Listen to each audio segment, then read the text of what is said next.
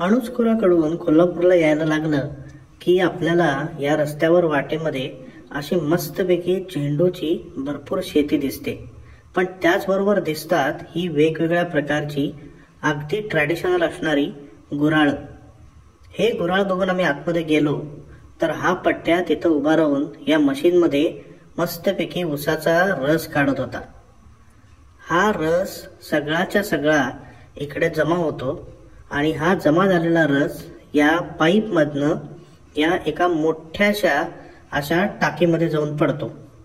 इकडनं पाईप मधनं तो रस उचलला जातो आणि मग या मार्गे तो एका छोट्या काहिलीमध्ये येतो। छोट्या काहिलीमधनं गरम केलेला रस या भल्या मोठ्या काहिलीत येतो आणि उकळलेला रस हा सगळेजण ढकलत पुढे आणतात आणि या चौकोनामध्ये ओतला जातो। याला काईल उचलले असं म्हणतात आणि तुम्ही जर नशीबवान असाल तर तुम्हाला हे मस्त दृश्य बघायला मिळतं।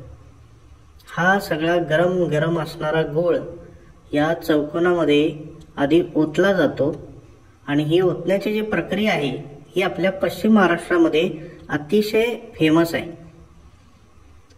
हे बघा, अगदी ढकलून ढकलून ही संपूर्ण काहील ही रिकामी केली जाते।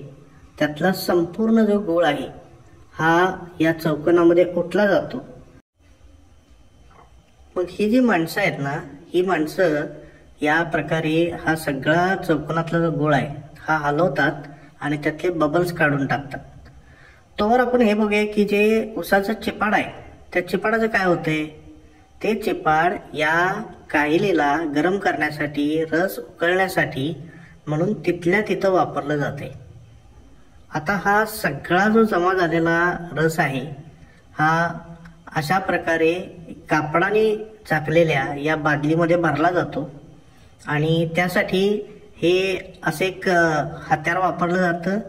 त्याच्यामधनं हा गरम गरम असलेला जो गूळ आहे हा गूळ या बादल्यांमध्ये भरला जातो आणि मग या सगळ्या बादल्या थंड करायला ठेवल्या जातात।